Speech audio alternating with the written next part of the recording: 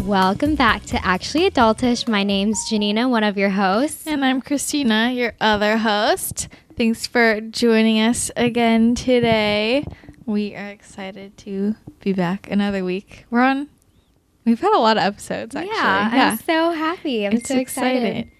Oh, there, already got a text. Okay, actually got a text from our guest from today. But first of all, we want to start off with an announcement. Nina, do you want to make the announcement? Okay, well, this will now be a dynamic duo. Yeah. Yes. So basically, we are announcing that Kaylin is no longer going to be one of the official podcasters. We're going to miss her, but nothing happened. There's no drama, mama. We're all super busy, and it just wasn't working with Kaylin's schedule. You guys, we say she goes home a lot, and it just was not happening, and none of us have the same school schedules, and so logistically why.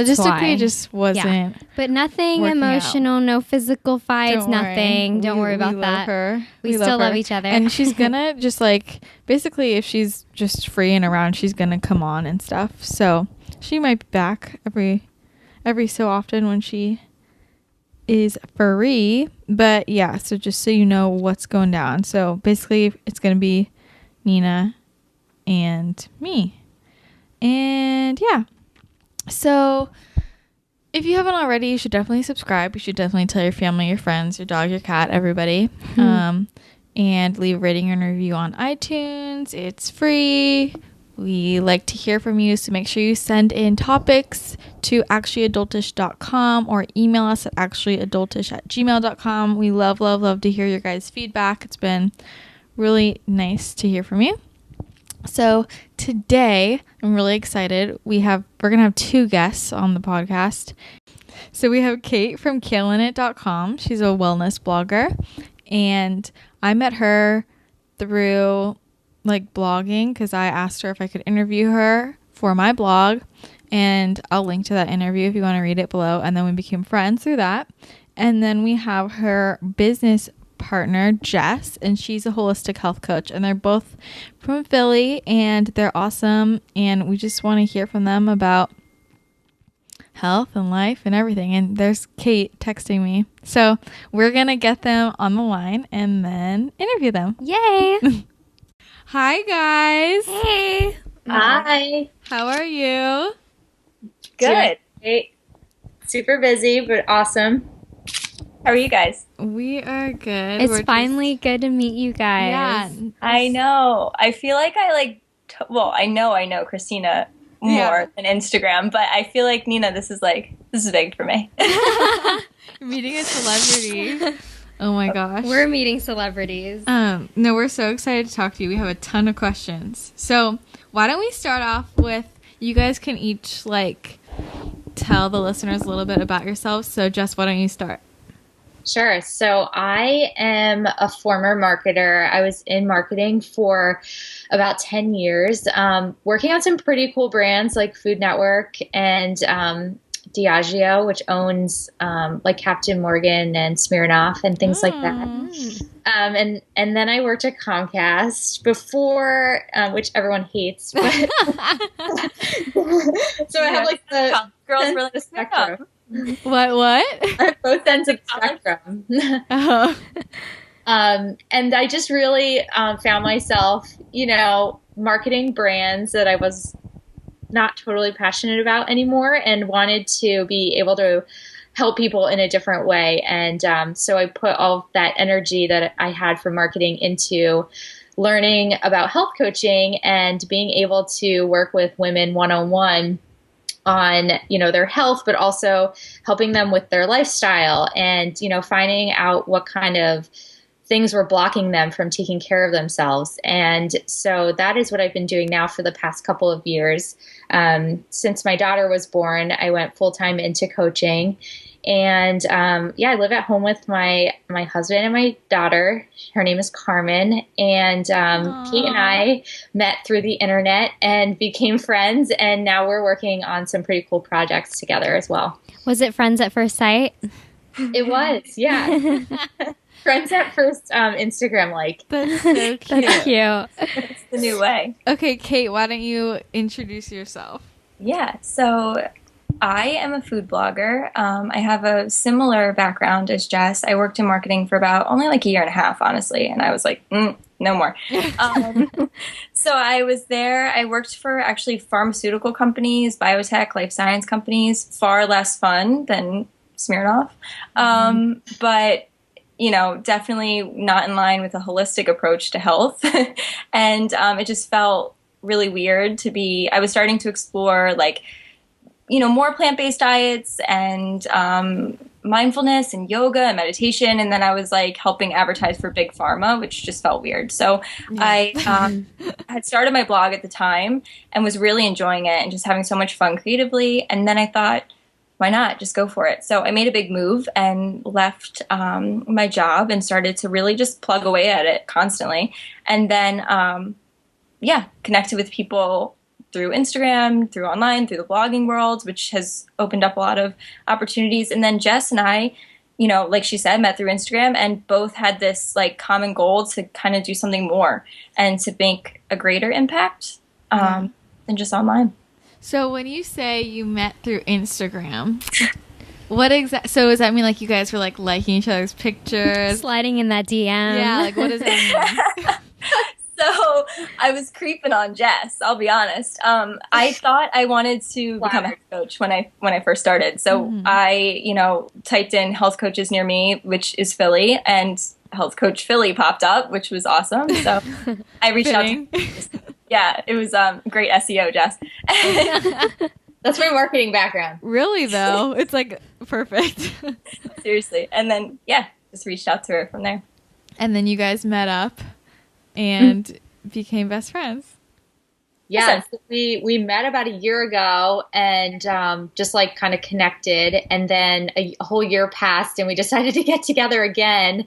And since that time, we both kind of had a bigger idea or better idea of what we wanted to kind of accomplish here in Philly.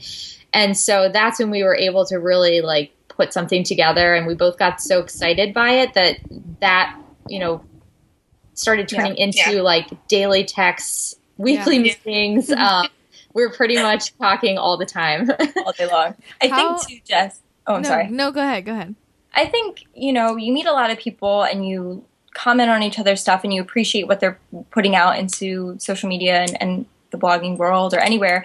And you think they're cool, but, there's certain people you just couldn't necessarily work with as well. And I think that Jess and I, on top of sharing the same common goals, just both got a sense that we could just work well together and just have the same kind of passion for it. And the way we attack things and approach things is similar. So I think that kind of naturally fell into place too. How far away do you guys live from each other? I live in southern New Jersey, so I live right over the bridge. So it's about a 20-minute drive, or I usually just take the train in 15, 20 minutes. Oh, okay, so you're super close. I think it's funny how, people make fun of people meeting on Instagram, but I've met, most of my close friends, through Instagram. I know. Kate, I wouldn't have, met you. Well, no. Have we actually met? What defines meeting? If I haven't met you in real life, does I was count? wondering that too. I guess we've met. I consider it meeting. Yeah. I mean, I tell you a lot of stuff. counts. Yeah, we talk to each other every day, so that's meeting. Yeah, that's meeting. That counts. Just don't catfish me, because I'm Yeah. I'm real. You can see me. It's so hard to catfish people now, huh? It is harder to catfish people now. I don't to catch them. Yeah. Okay, so let's go. So you told us a little bit about how you got into health coaching, Jess, but do you have a specialty? You said you work with women. Is there anything specifically related to women that you focus on, or just any woman? Yeah, so I first started doing health coaching and I wasn't completely sure who my market was going to be. So I had coached some friends and two guys fell into that. And it really only lasted one session because I just did not relate to them at all. a lot of my really good friends are guys, but when it comes to something like health coaching, I couldn't get into it. And I was finding myself kind of like forcing it. And I did not want to get out of a job that I was already forcing and put myself into another one that I was forcing. Yeah. So I just decided right then and there, after like that one session with each of them, like we just kind of ended it. I said, it just really wasn't working for me. And, You broke up with them. I had as clients, and that is how I knew that working with women, I didn't get that same feeling because I really wanted, when I jumped into this new career, I wanted it to be something that I really enjoyed going to work every day. And I can truly say that that's what happens now. Like, I like to have relationships with my clients that's like, you're getting coffee with your best friend, you're getting coffee with like just another one of your girlfriends. And many of my clients, I end up either working with them past, the 3 or 6 month program that I put out into a longer time period, or ended up being friends with them after we're done working together. And I really enjoy that part of my business.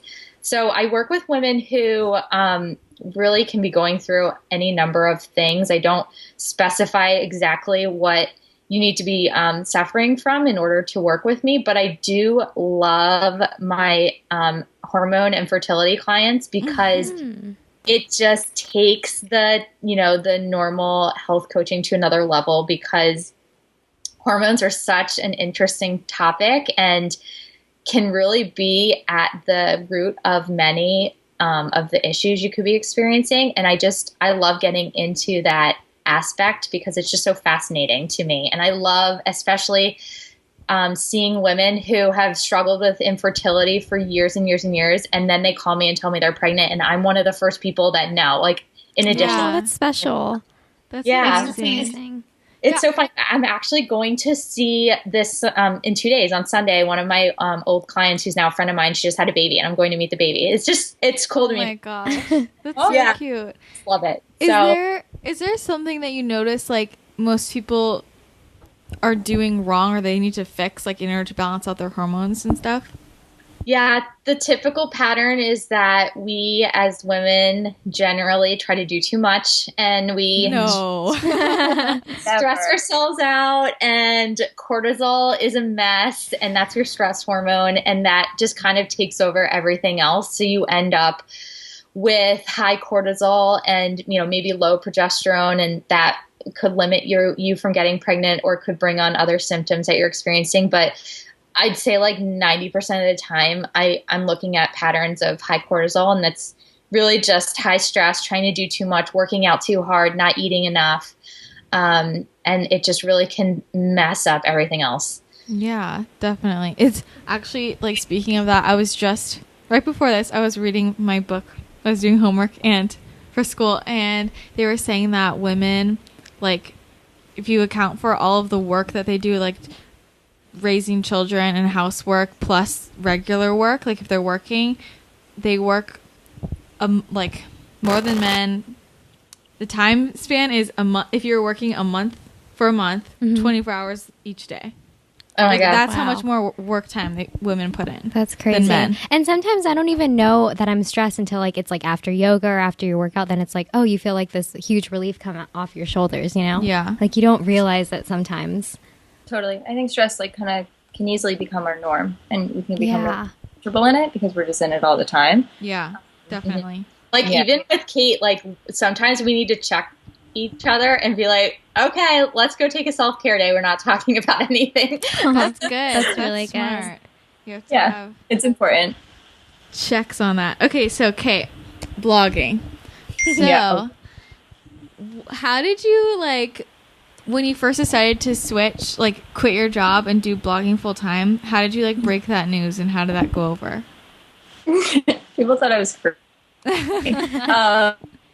Yeah, I mean, I kind of, I'd say the first month or two blogging, it was purely for hobby. But then I, really looking at it like a potential business. And I think that was where it made that shift, and where other people started believing me too. Yeah. I think that obviously it took a long time, and I wrote about it recently. Like I nannied for a while, and I made changes so to free up more time for myself to kind of evaluate how I was going to do this. Because I knew it would take time, and it's definitely, if you want to become like a blogger overnight, No. Wrong space. I hate to say it, but I think that because I gave it like that attention and really, I was obsessed with it. Like that's what it needs to be a little bit. And I think a healthy obsession is important, but, yeah, I think that people started to believe me when I truly believed myself. And maybe it sounds cheesy, but it's true. I think that I also did my research, and,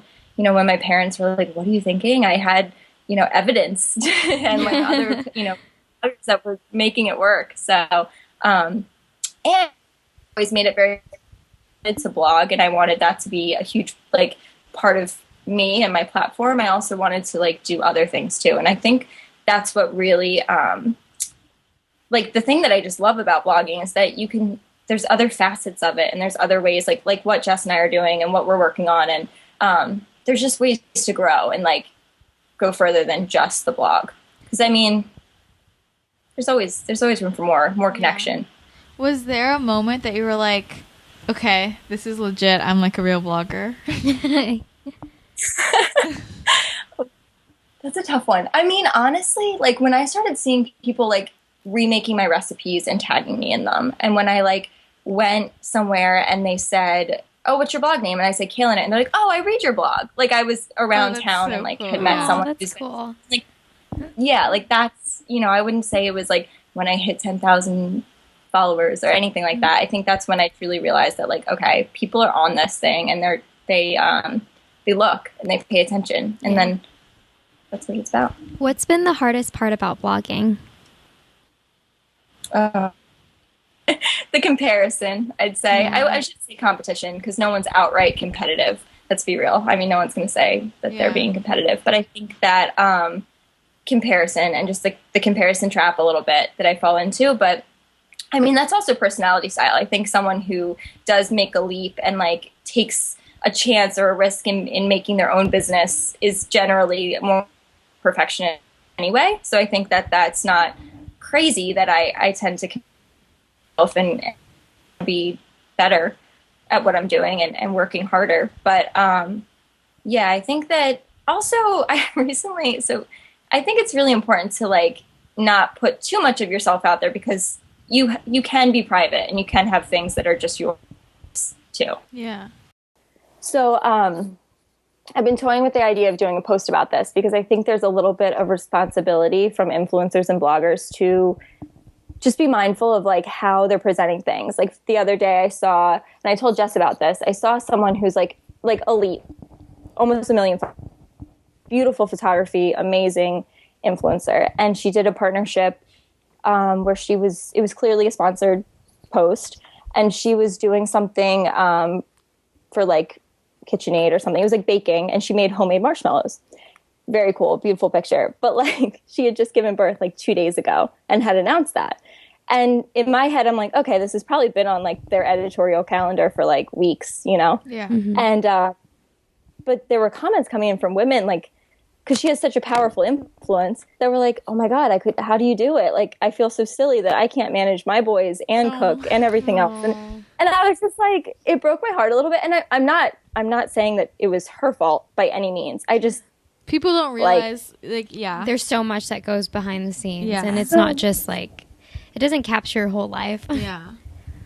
Yeah, I just think it's important that if we use this platform in a way that we're saying it's authentic and it's genuine and it's spontaneous, I mean, just be real about it, because people are looking at us and thinking, how the hell is she doing it and I can't do it? And then it's just shameful, you know? So I don't know if that makes sense, but No, I think it that, does. you know, bloggers, they need to be just aware of that a little bit, especially the grow.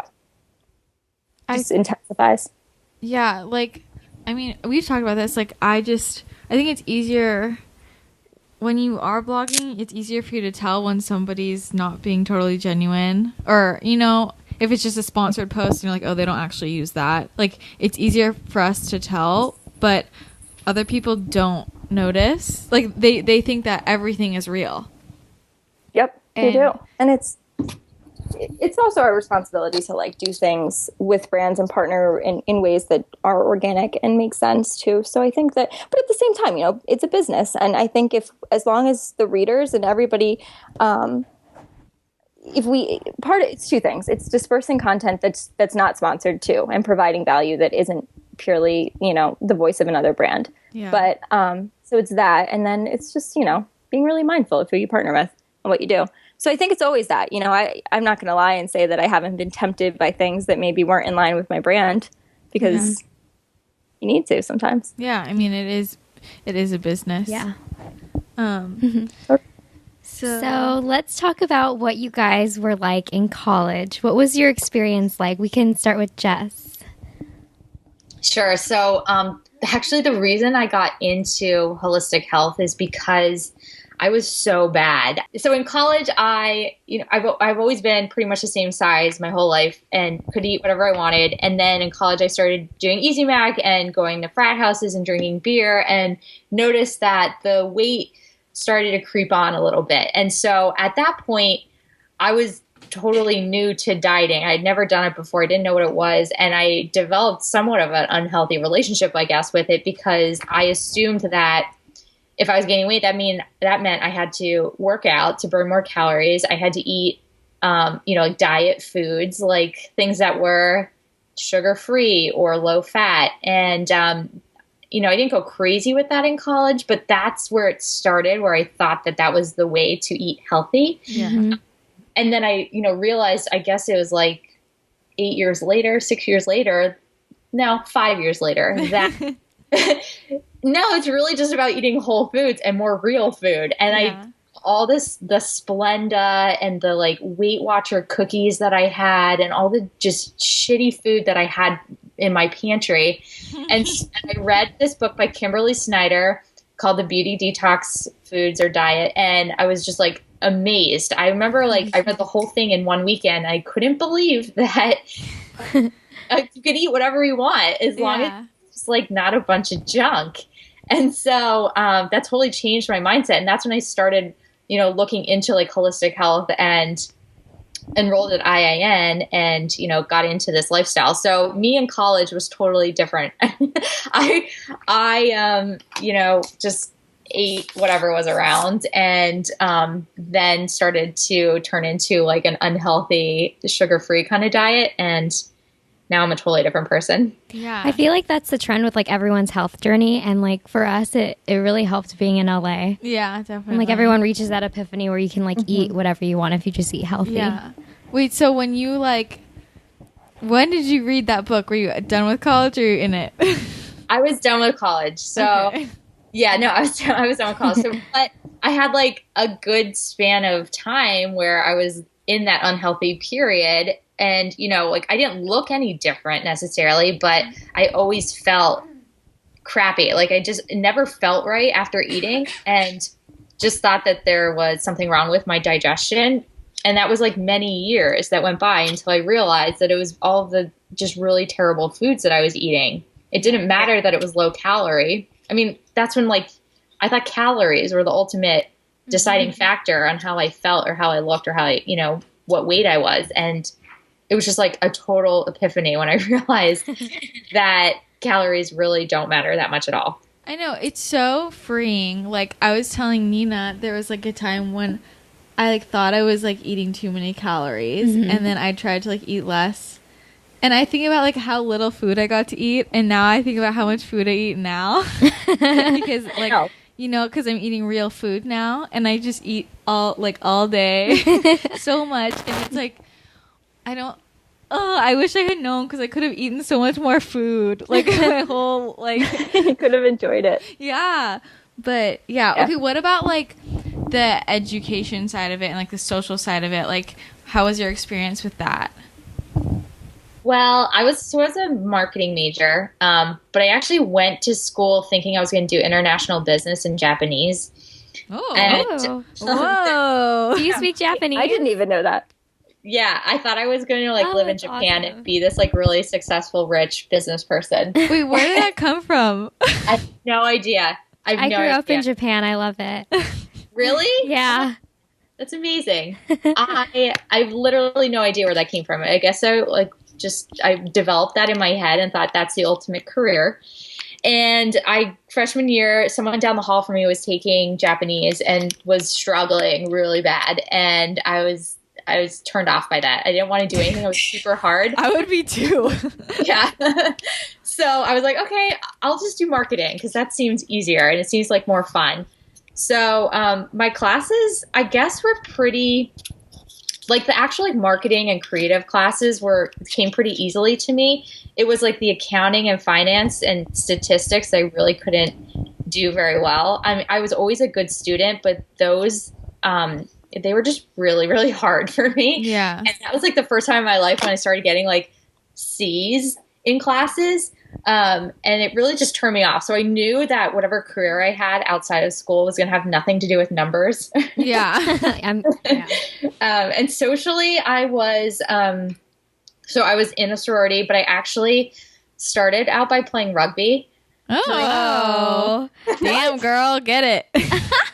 I played soccer my whole life up until college and didn't know what I wanted to do in college and was just kind of looking for like a group. Like I wanted to for something to do, to have a tribe. And the girl down the hall from me was doing rugby and she's like, you could be the kicker. And I was like, perfect. So I was the girl in the back who kicked the rugby ball down the field or whatever they call it. I don't even know. Sure. And I did that for a semester and it was fine, but I just still wasn't feeling it. And then I thought about doing crew because they needed someone on the boat who could like yell the commands. I was always like the like, oh, maybe I could fit in there. I don't know. Yeah. And then sophomore year, my friend Gabby was in a sorority and I was like never the sorority girl. Like I was always hanging out with boys. Like I was always in sports. Like I just never associated myself with a sorority. And I just went out for it. And it's so funny because that was in 2003 and I'm still involved in my sorority now. So I'm the advisor now for the chapter that I was a part of. Yeah. So many years ago. So you had a good experience with your sorority, I'm assuming, since you still are involved.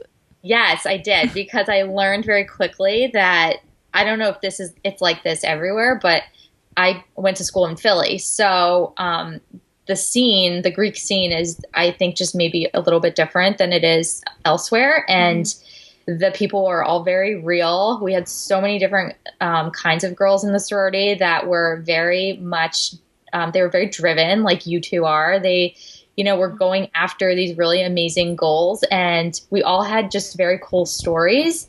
We weren't cookie cutter by any means, and it helped me develop leadership.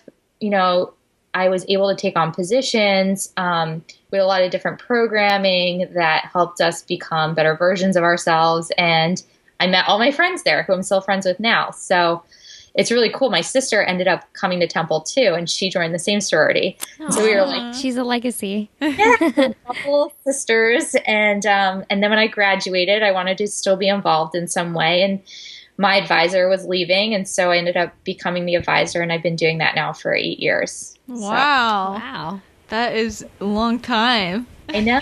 I wanted to be able to show these girls that they're, like we can bring value to them. And like, I want to be able to help them just like learn about life after school. And I want to bring things to the meetings that are, going to benefit them in some way. So, we bring health and wellness stuff. Sometimes we bring in speakers to talk about career. We bring in self-defense, like lots of different things that are, that they may not get if they weren't part of an organization. Yeah, no, that's awesome. Yeah, because a lot of times in college, those are the things that you don't learn. Yeah. Gotta make up for the lack of real education here. Okay, so Kate, your turn. Okay, so as far as like social and education, I went to Arizona State. Big my school. friend goes there. Oh, really? Yeah. It is huge. I heard they have really good parties. Yes, plenty of parties. So we are just it was a huge school, and Greek life was really, really strong for sure. I was not in a sorority. It was what I heard of it and of like, hazing and all that. It was a more traditional like sense. And I think it's because it was the size of the school and that it was very much about like looks and things like that. So that was the vibe I got from it when I step foot on campus, so I decided not to go that route. But what was amazing about ASU was that it was so big that like you didn't really need to be a part of Greek life to be able to find other people. And I moved from New Jersey to there, and it was a big move and it was a big change. Met a lot of people from the West Coast who are very different than Philly people, but that was awesome too. And yeah, I really enjoyed it. I studied sociology, and I did that because I didn't know what the hell I wanted to do. Like 99% Yeah, of like us. everyone. Yeah, like everybody. I started as an English major actually because I've always loved to write, and then I did take one sociology class, and I really loved it. I mean, it's fascinating, and it makes sense why now I kind of wish I had done marketing, because it's really the study of people and the way they make decisions, the way they think, and yeah, I just thought that would be the way to go. And then by like junior year, I was like, wow, I really still don't know what I'm going to necessarily do with this. Yeah. And but you know, I think it's more the experience and the growth that you have at school too. It's not just about the classes or the grades. I think that being, you know, thousands of miles from my friends and family was huge. I think that learning to live independently, learning to live with I had 4 roommates. For 3 years, we had 4 roommates. The first year, I only had 1. You learn so much from living with roommates. So much. It's just like, it's a time to grow for sure. So whether it's academically or socially or just learning about yourself, I think that it's really important. I think that it is important though to, if you don't know what you're doing or what you want to do, just maybe slow down. I wish I had slowed down my classes. Like I was like, okay, I'm graduating 4 years. Like I was dead set on that. And I wish I had been more open-minded to like maybe part-time for a semester to kind of like evaluate what my options were. Because once you're on track to graduate, you don't want to veer from that. Yeah. So that was kind of maybe my one regret. And then as far as like food and health and what I was like back then, lifestyle-wise, no balance. None. I didn't drink. So so I'm at the biggest party school in the country and I don't drink. So that was odd. I'd go to the parties but not drink. And then I was in Arizona, so everyone replies with, "Oh, so you're Mormon." And I'm like, no. It was very weird. But yeah, I didn't really get into all of that because I was really, so the first year, freshman year, I was definitely in my eating disorder. I was struggling pretty bad. And that had probably started senior year of high school, honestly, and maybe hadn't been as obvious because I hadn't lost as much weight at that point, but it was definitely the thought patterns and the behaviors were there. And I think that had to do with my response to change. I was scared shitless. And people would ask me, like, aren't you scared to go to, you know, across the country for school? And I'd say no, but I obviously was. And yeah, so I was just going to the gym a lot, counting every calorie and really obsessing over food and having a hard time getting past that. And honestly, I'd say the first year of school, I was there, I was present, I would go to the football games, I would do the stuff, but mentally I was just not. And then I'd say, I think it was like the very end of freshman year was when I went to treatment. So that intensified everything because then I was juggling school and that. And yeah, it wasn't necessarily like a typical college experience. Wait, were you still doing school while you were in treatment? Yes. So they wanted to have me, yeah, poor idea. They wanted me to go to a level of care that would require me leaving school. And I said, hell no. And, you know, it was a battle to even get me to be open to going to like the lower level. So I did switch to online classes and I kept my one night class. And then I would do that all day. I'd be in treatment all day. And then I'd go to class. God, that's really impressive. I don't know. Thanks. I would not have been able to do that. Okay, can we talk for a second about, like, I feel like this is such a big issue, like, especially for people, I mean, for all women, but especially in college. I feel like I'm surrounded by it, like, this obsession with the dieting and the calories and the working out. And, like, even if not everybody says, like, I have an eating disorder, I feel like most people have disordered eating patterns, honestly. Yeah, like, absolutely. Like, if not everybody, like, I feel like everybody at some point has had at least one disordered thought. You know what I'm saying? Why do you guys think that is? Like, where do you think this comes from? I think, I mean, there's no doubt that like society and just comparison among women is an issue, but I wouldn't say that it's all of it. I think that behaviors and control, and like those little things you do to, I don't want to call them rituals or routines, but like, you know what I mean? Like those impulses to like act on, in this case you're eating and your food. It's obviously a sign of something else going on, like whether it's an anxiety around something, a fear, depression. I don't know what. I think it's very unrealistic to think that like, oh, we just do them because it's what we do. Like, no, there's something going on. Mm-hmm. So I think that you have to working on like yourself and figuring out like inside what am I struggling with that's causing me? Because I know, like, to this day, if I have a really stressful week, I'm more prone to like want to think about the numbers or something, and it ebbs and flows for sure.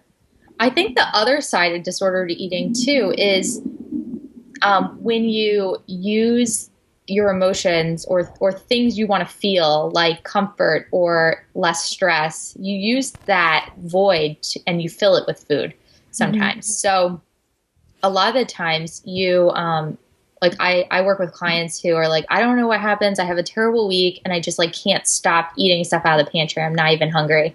And it's because you have to like get to the root of like, well, why are you doing that? Like, is it because you're actually hungry, or is it because you're bored? And like, can you do something else instead with that time? Like, you have to like think about it beforehand before you like even go over to the pantry. Like, and it happens to me too. Like, I eat out of boredom sometimes. I'm not perfect, but I like start to think to myself, like, why am I opening the fridge right now? Am I actually hungry? Like, what are you doing? Go do something else.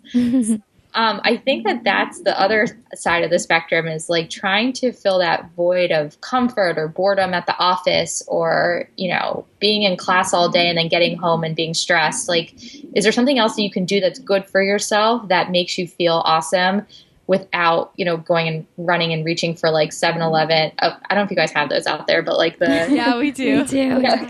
Like going there and getting a bunch of terrible food, or like, you know, whatever you guys have in your apartment. Or drinking. Or drinking, or something, some kind of comfort.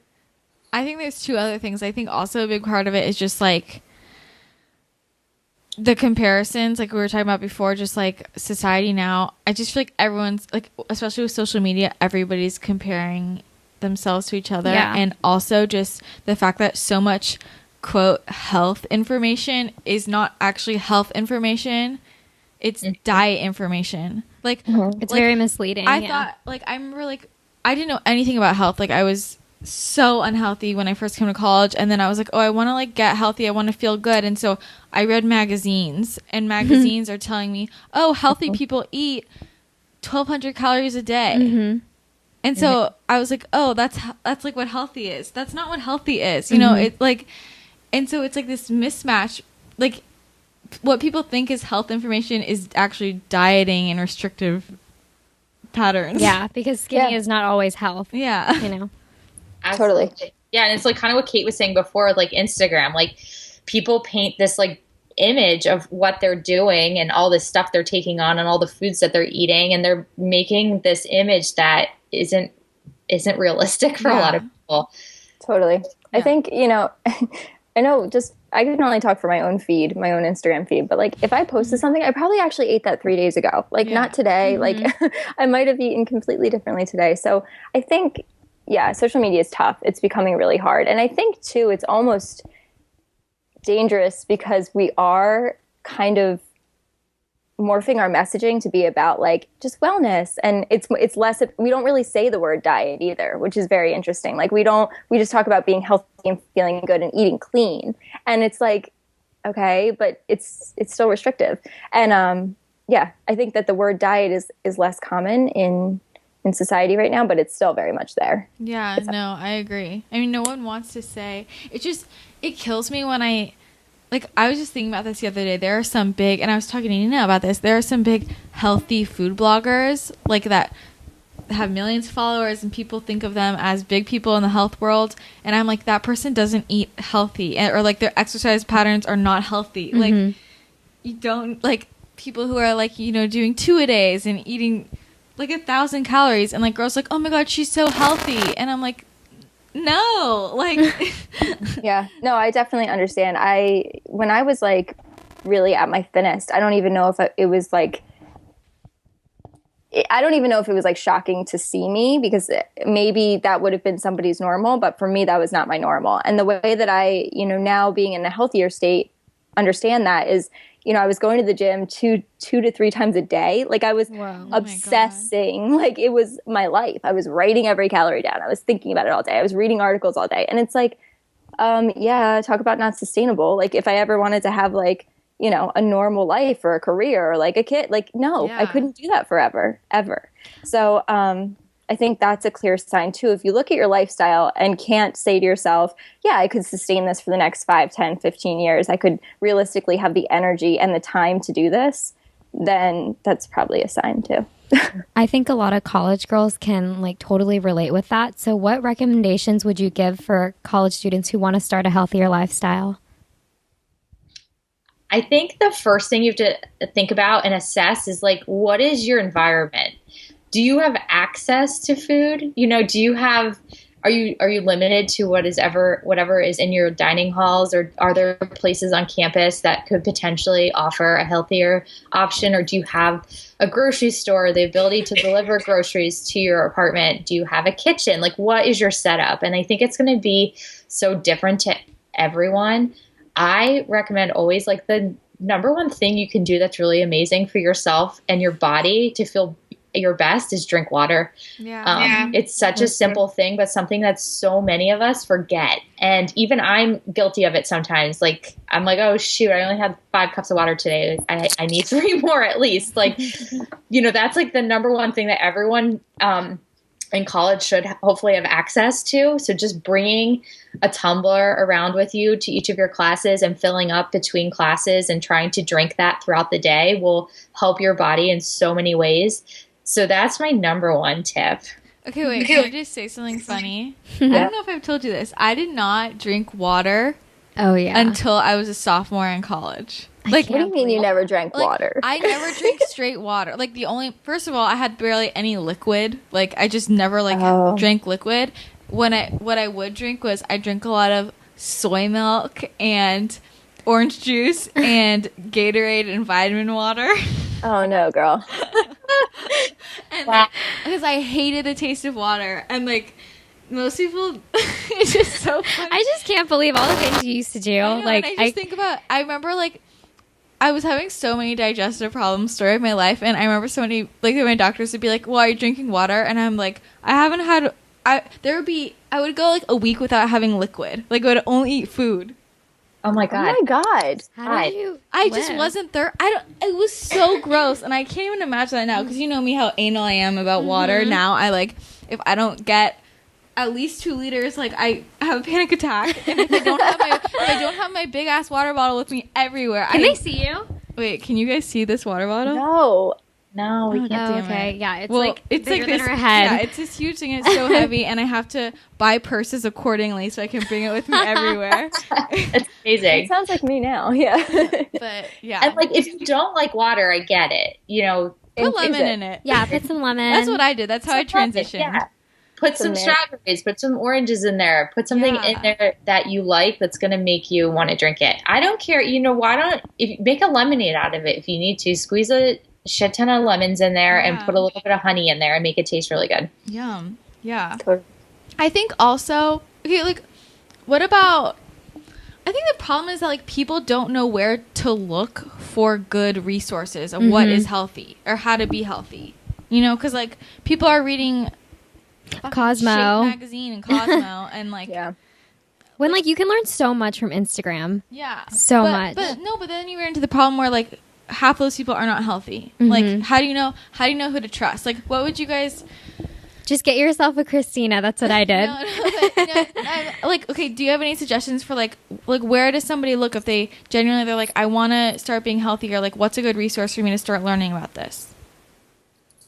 Gosh, it's tricky. I mean, you can look at Kate and my stuff. Yeah. Yes. Yeah, I was going to say kaleandit.com. I think it's so important to like, check in with a doctor too to find out what your personal situation is. Like Christina, you mentioned having a lot of digestive issues. Like I don't struggle as much with digestion, so I can't necessarily give advice, and I think that's the issue with magazines, is like they want to appeal to every reader, so they just put out really broad things. And I think what the most valuable thing is trial and error on yourself, and like taking note of what's making you feel good and what's not. Because, I think you have to kind of eliminate some foods and then reintroduce them. Like, let's take, for example, gluten. Like, you go gluten-free for a week, take note of your energy levels, take note of, just how you feel, bloating, so on and so forth. And then when you reintroduce it, do you feel like shit again?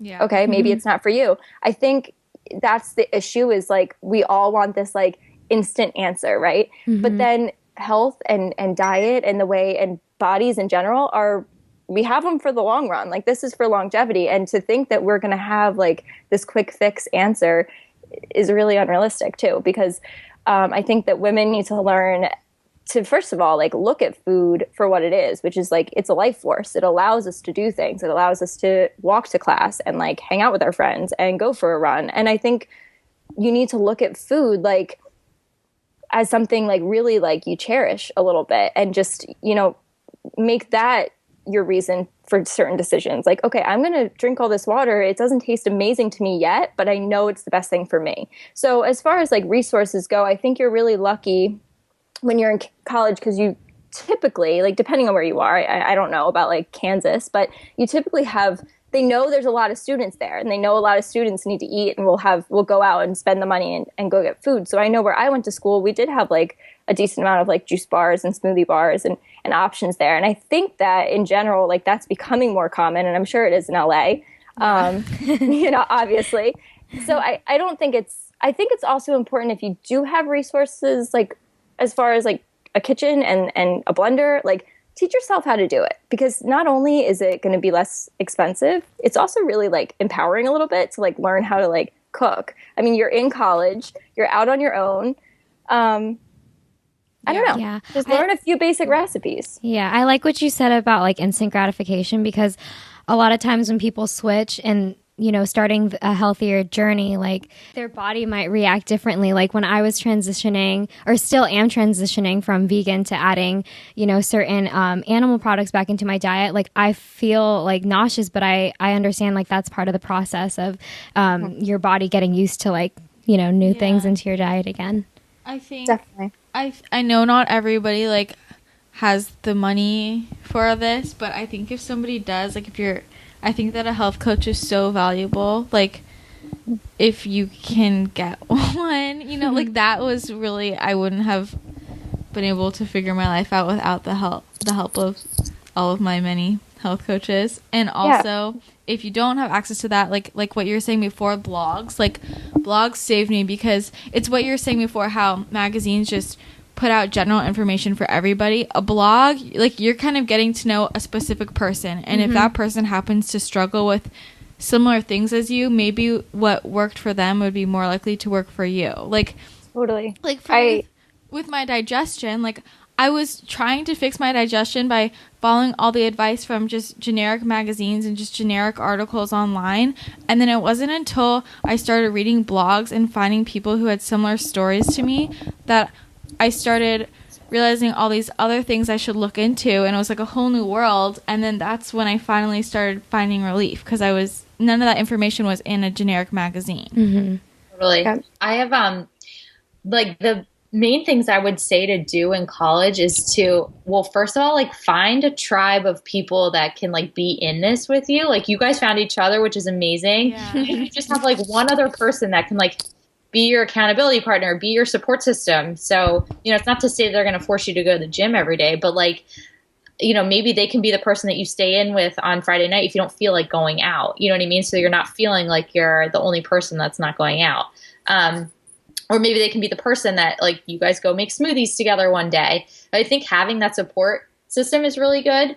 And then I also just think, like Kate was mentioning, like, try to stay away from the inflammatory foods as much as you can. So that's, alcohol, of course, is one of them, but also gluten, dairy, sugar. And it's not to say that you have to do it all the time. Yeah, soy, but just like as much as you can, like, take each meal as it comes. Like, maybe you get that salad without cheese this time, because you want to have pizza later. Like, every little bit of those inflammatory foods you keep out of your system will obviously help.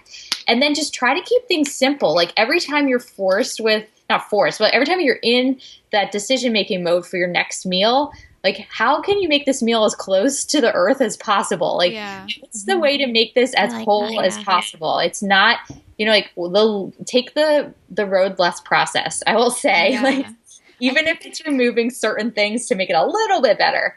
Yeah. And even just like, okay, one of the ones that kills me every time is I know people our age, everybody cooks with canola oil.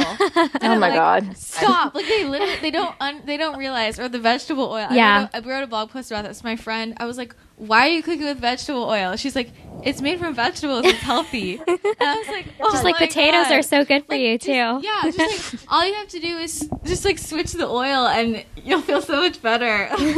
Absolutely. Also, and then like you were saying too, like health coaches are awesome, but like if you can't afford a health coach, like try to find an online system of some sort that you really relate to. Like Kate and I started our membership program, and like those things can tend to be really affordable because you're still getting attention from someone directly, but it's not, as much of an investment. Yeah. Okay. I want to talk about that.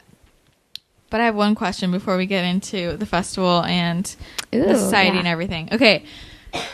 Going back to the exercise thing, because this is a question like people ask me a lot, and I want to know how you guys say it. A lot of people say, because I'm like all big on like stop overtraining, because I was overtraining for so long and I was like addicted to exercise, and so I feel so strongly about it. Like, what do you define as like overtraining or like over-exercising?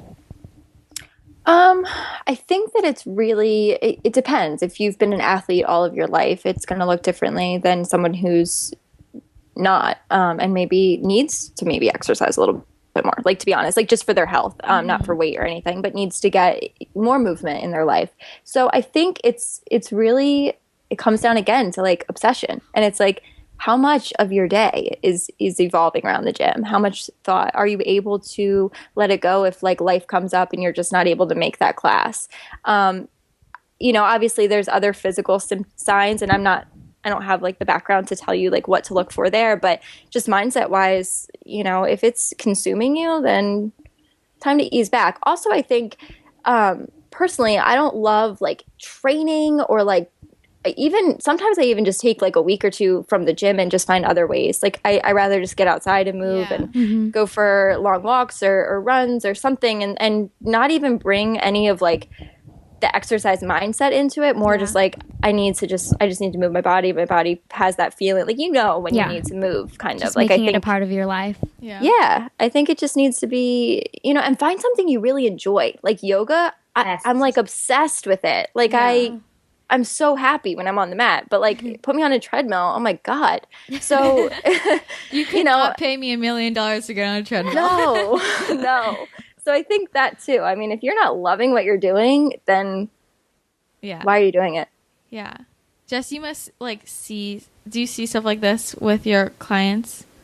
I do. Yeah. I mean, everyone's different. Obviously, some people don't exercise at all. Some people exercise like 7 days a week, and that, like Kate was saying, everyone's different. If it's a healthy relationship with exercise, then it's okay to have it pretty regularly. But, there's really you just need that balance. Like she was saying, is it consuming you? If so, it's probably too much. Are you enjoying it? Like those are really good indicators to determine if it is the right amount. Yeah. I know. I mean, when I was like freaking out of control, I felt like if I missed my workout, like my life was gonna end. You know what I'm saying? Like that's how you know. That's how you know something's wrong. Sums it up. You gotta fix it. And also, I know people like, I forget who I was talking to about this, but they're really like pounding into me. They're like, "Well, how much time is like too much?" And I'm like, I can't like tell. Like, about I don't the time. know. Like, it's just like asking people like how much food is too much. Like you have to like cater it to your you body. feel it, and also it like depends what you're doing. Like if you're doing like hatha yoga, like go for it every day. If you're like lifting heavy weights, like you probably don't want to do that like every single day, 7 days a week for like the rest of like I don't know. Totally. It's everything is so different depending on what you're doing. Like it's common sense a little bit. And I mean, well, it's common sense if you want to look for it like that way. Like if you want to, like if you know that you're obsessing. But I think just variety too really helps me. Like I'll go to the gym and show up, and whatever class is happening, that's what I'm taking. And it could be a step class with 80-year-old women, and I don't care because like it's just different. Like I think my body needs to be shocked a little bit, and like not just get in the same pattern every week. Yeah, that's a good point. Wait till you guys, I'm a little bit older than you guys, like wait till you get married and you do that, because then I used to go to bar class literally like 5 days a week, regularly, routinely, loved it, had my friends there, and now I'm lucky if I work out at home now pretty much exclusively. Yeah. Your life just changes, and you have to be able to, like, that's another way, if like you had an unhealthy relationship with exercise, because like if you get so upset about that and like can't go on with your life because you're not able to get to the gym anymore, like that maybe is a slight issue. Like you have to be flexible and like figure out another way and like make it work. Yeah, definitely. And it's like, it's like what you're saying, like depending on what point you're at in your life, it's going to be different how much time you can dedicate to it, like I think when I was in high school, I was exercising all the time, like, and now it's like less, and I'm sure once I get older it's going to be, it's just different depending on what you're doing. I think college students too, sorry, last thing, I just think that they need to remember too in high school, like not only is like metabolism on your side, but like most people in high school participate in a sport and something really organized with their exercise, and it's heavy exercise. So when you become an adult and it's not quite possible, like you kind of have to just prepare for that. Yeah. It's okay, guys. Okay, so I want to talk about the society. So why don't you tell us what it is, how you came up with it? Just let's talk about it. Yay. Jess, do you want to start? Yeah. I'll talk. So the society is, we just wanted to create a space where, you could join and have the support of a health coach mixed with a food blogger whenever you want it for less money. Like we said, like Kate and I really want to just make this lifestyle, like more available and accessible to especially people in our community, but really anywhere. We just wanted to be able to show you, like, you don't have to read Shape Magazine to get conflicting information. You don't have to cook, like, for 3 hours on a Sunday in order to be successful. Like, you don't have to hire, if you don't want to, a health coach for, a couple $100 a month. Like, you can do it on your own with just a little bit of support. And, we really think that team environment is really important, or at least having someone there to help support you. And so by way of the society, you're getting meal plans. You're getting like how to meal plan. You're not getting like, here's what exactly to eat every single day, because you don't think that's a successful way to approach. It's not sustainable. Like if I tell you to have a brown rice quinoa bowl on Monday for lunch, a black bean taco for dinner, and you screw that up one day, I feel like then that makes you just throw everything out the window. Yeah. So we instead tell you like how to meal plan, like how to think about your week in a nice way where you're not wasting food, you're setting yourself up for success, you're controlling what you're eating. But then we like give you really easy recipes. So you're not spending all day in the kitchen. You're not spending your whole weekend in the kitchen. Kay and I are super busy people. And like when I get home from working, I want to just be able to hang out with my husband and my daughter and not spend all night in the kitchen. So you keep everything to like 20, 30 minutes, not a lot of ingredients, but a ton of flavor. Kate and I both have experience, obviously, with cooking food and making it tasty. And we also don't want you spending a ton of money on ingredients, and we want you to be able to make leftovers and have those for other meals. So the society is really all about ease. Like, how can I bring good food into my life in an easy way, no matter what stage of my life I'm in, whether I'm in college or I am at home with my parents, or I'm, a working individual, or, I have a family. The society is there to like help you figure all that out. So we're in it every day so that we can help answer questions from individual situations, so that we can keep you motivated to keep doing what you're doing, and keep you excited about your progress.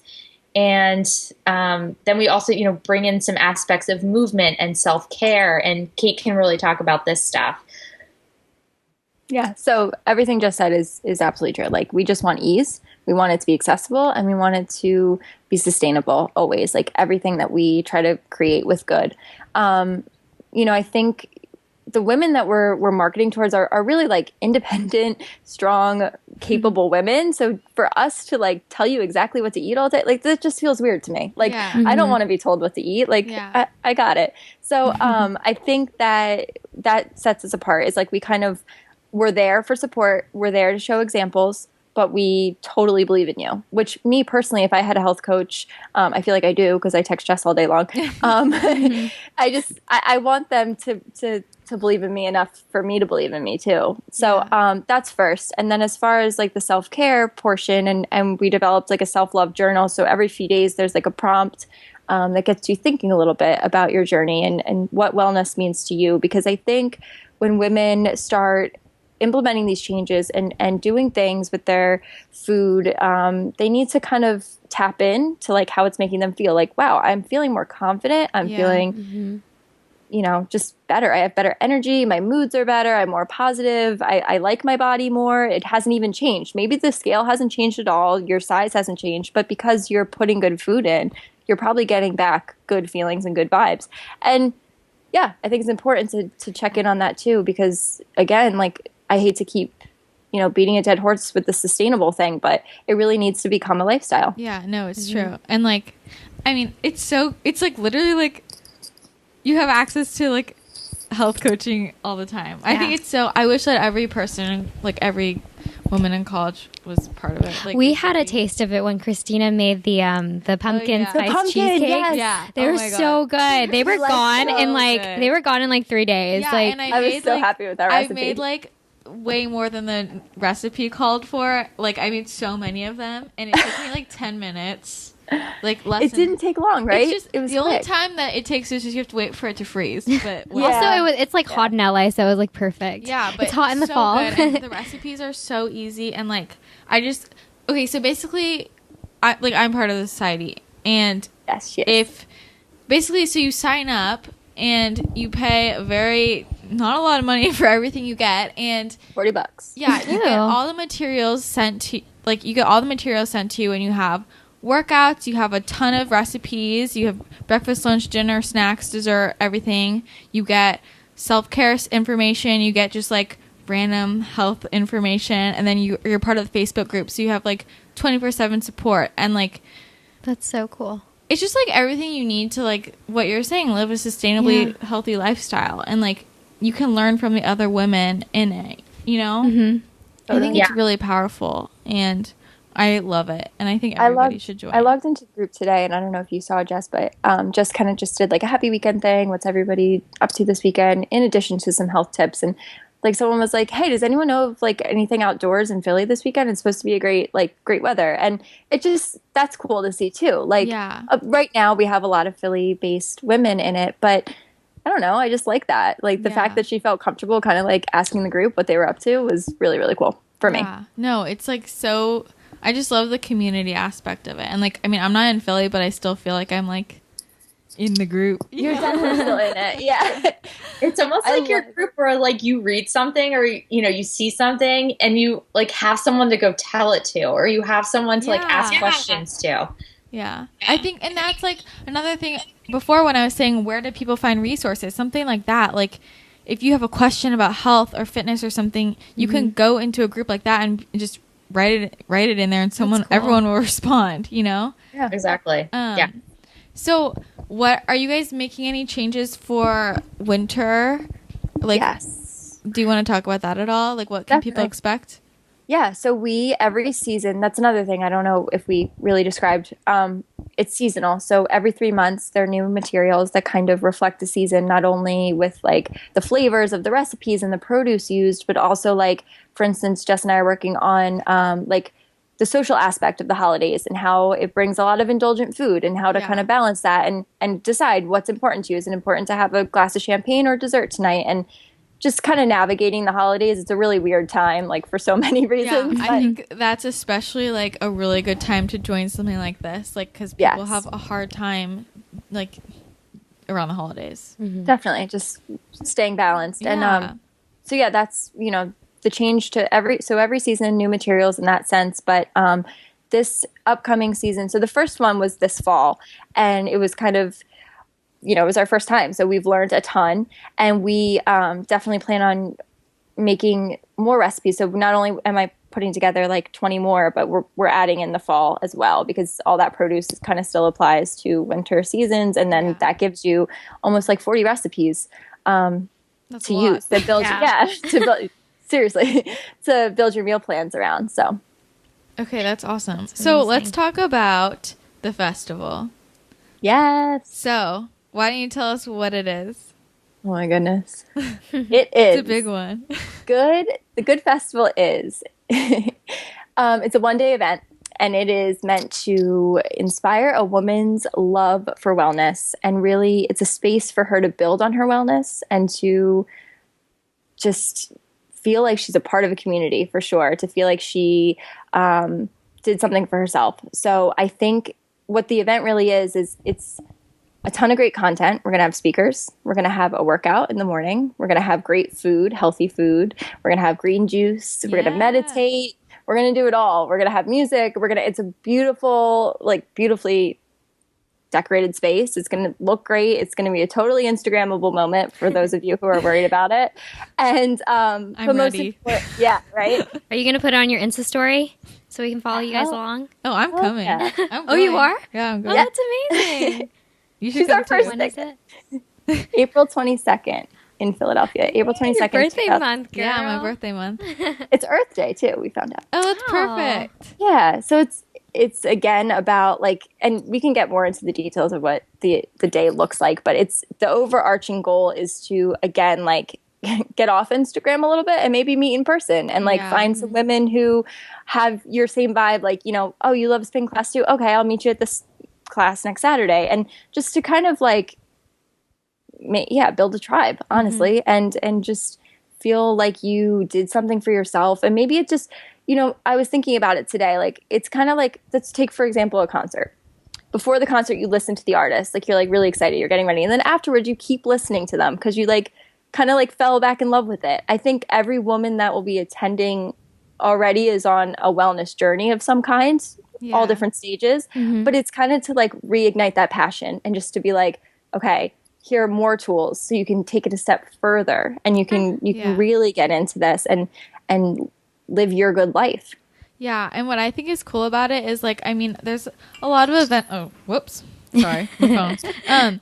There's a lot of events, like wellness events in LA, but I feel like they're really targeted towards people who are just already in the wellness space versus like something like your festival is really accessible to somebody who just doesn't really know anything about it but wants to get involved, and also or somebody who's super into wellness and health already, Definitely. Yeah, I think there's going to be opportunity for sure for women who want to build a career out of wellness like Jess and I did, for them to kind of like become more involved, and there's just going to be information that's really valuable to them too. But we also didn't want it to be like backed by an insurance company or like work at the hospital. Like it's holistic, and they're brands that we trust and believe in, and we aren't going to just put shit together for you. Yeah. Okay. Can you just like really quickly like run through what the day's going to be like?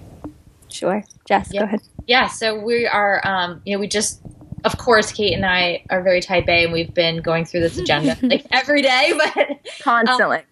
What it's going to be is it's really like a 9 to 5. So the way we are marketing this is like, hey, this is something new to do on your Saturday, like bring your girlfriends, and then you guys like all go out to dinner afterwards.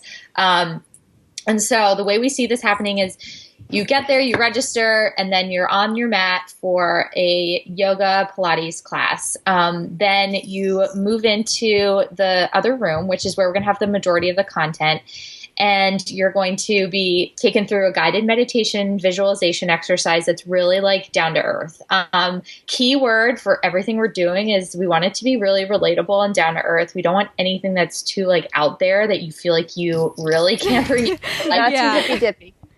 Because Kate and I, if nothing else, we're really real and we tell it how it is, and we just need to make sure that everyone that's providing content to our guests that day is like us. So after you go through that exercise, we are going to have a speaker come and talk about food in some aspect. We're still working on the details of that, but it may be a demo that is something really easy you can make on your busy days, or we just go through like a really cool Q&A that helps you bring more balanced whole foods into your life, more mindful eating and how to do that.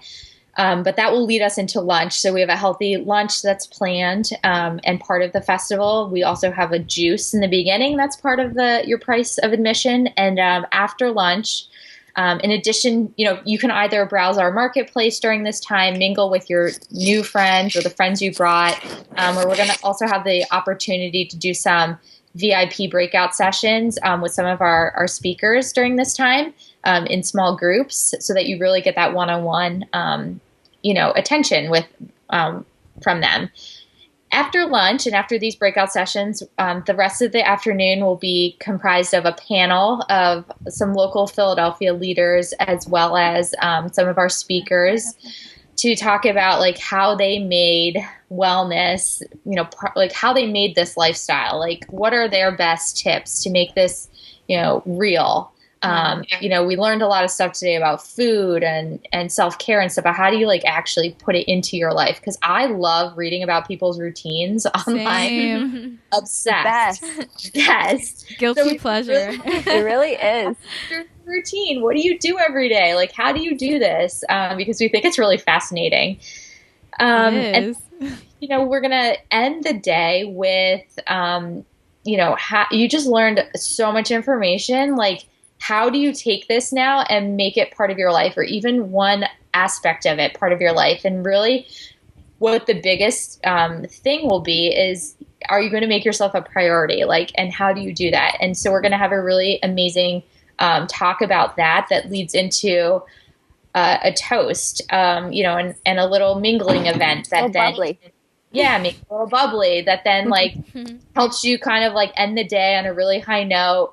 Again, like, interact with all the curated vendors that we put into this marketplace, and, say goodbye to your new friends. And then, you guys all join the society and keep in touch. Yeah. That's cute. I'm literally so excited. Like, it's like my dream day. Aww. I text Christina everything about it. It pumps me up. Is this an event that you guys think you'll do annually? Yes, I hope so. Absolutely. That's Yeah, I awesome. think we always want it to be here in Philly annually, because we just think the Philly women are going to love it. But at the same time, we also would love to expand in addition to that, and maybe take it other places too, LA. other cities. Yeah, like LA. Yeah, For no sure. problem. But We just really wanted to create like the ultimate girls' day that like we would want to go to. And that's what we're doing. It is. It does I'm sound literally like so perfect. excited. I would not be flying across the country if I was not excited. I know, she's dedicated. I'm She's so in. dedicated. I'm like just like daydreaming about it. Okay, I'm gonna stop. Okay, so how do people sign up for the festival and for the society? So the Good Society, you can head to thegoodscty.com. Throw it in the show notes, Christine. I will. Don't worry, I got you. And you can either purchase, a seasonal 3-month membership or yearly, and it breaks down, what that ends up costing per week, which is pretty damn reasonable. And then as far as it's like $3. The festival is taking place, like we said, April 22nd in Philadelphia this year. However, tickets are not going on sale until maybe January. So we're definitely going to keep you posted, but you can sign up to be the first to know when tickets go on sale. And that is at thegoodfest, FEST.com. And follow us along at The Good Society, SCTY for society. We don't do vowels.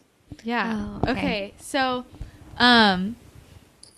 yeah, definitely sign up, guys. Ask for Christmas. Ask for money to be able to buy a ticket. That's a great thing. Like, I don't know. Do people want to like purchase something so far ahead in Christmas? We're toying with this idea, so it's TBD. Yeah. But It'll be there soon. But okay, you can still sign up for the society right now though, and get your materials. Yes, Can you sign up mid-season? Yeah, yes, absolutely. you can. Okay, cool. Absolutely, yeah. So all the time. Yep. Because the thing is, like, you get every material that you download, whether it's like, we have documents on like what's bullshit in the health world. Like, Yeah. That's awesome. Which everybody needs to read. Please. Yes. Or like we have hippie chic, which like takes something that you may think is so out there, like oil pulling or dry brushing, and tells you why you should be doing it and why it's legit.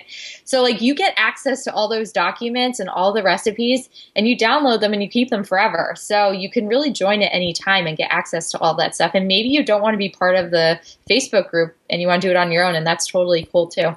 But you definitely should be in the Facebook group because Yes. why not? I love Why it. It's not? like all the information that you need in one place. Yeah. Exactly. That's great. And not to go back to, the festival just real quick. Like, Yeah. I know that, like, we were maybe a little vague about our speakers and everything, but I will say that I promise you, and I hope you can vouch for me, Christina. Yeah. We will be bringing a great lineup of serious, badass wellness ladies. Ooh.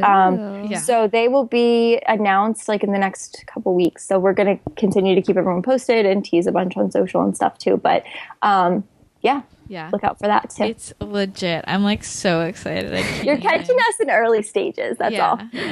Okay, so this has been amazing. Why don't you guys each tell us where the listeners can find you personally? Sure. You can find me at kaleinit.com or on Instagram at she_be_in_ you get it. Yeah. She be killing it. Okay. And you can find me at healthcoachphilly.com or follow me on Instagram at healthcoachphilly. And follow her on Instagram, not or. Or, yes. Do both. Okay, well, thank you guys so much. This has been so fun, and I feel like I learned a lot. I feel like I learned a lot too. And I feel like a lot of our college friends can learn a lot from this too. Yeah, I really want everybody, desperately want everybody to join the society because I just think it would be so helpful for everyone. You should have done actually adult special. Yeah, you should. We'll email you. Yeah, we'll put it in the show notes. Awesome. Cancel your Cosmos. And just, Yeah. Seriously, enough with the Cosmo already. Oh my god, this is the real deal. Okay, well, Cancel your Cosmos. We're going to yeah. I know it's late there, so thanks for staying on here with us. And yeah, thanks again. Thanks for making my podcast dreams come true. Oh, yeah. this is like a slumber party. Yeah, no, I I love told this. Christina. I told her that. Yeah, I want to have girls' night with you guys. Well, April. We'll see ya. April.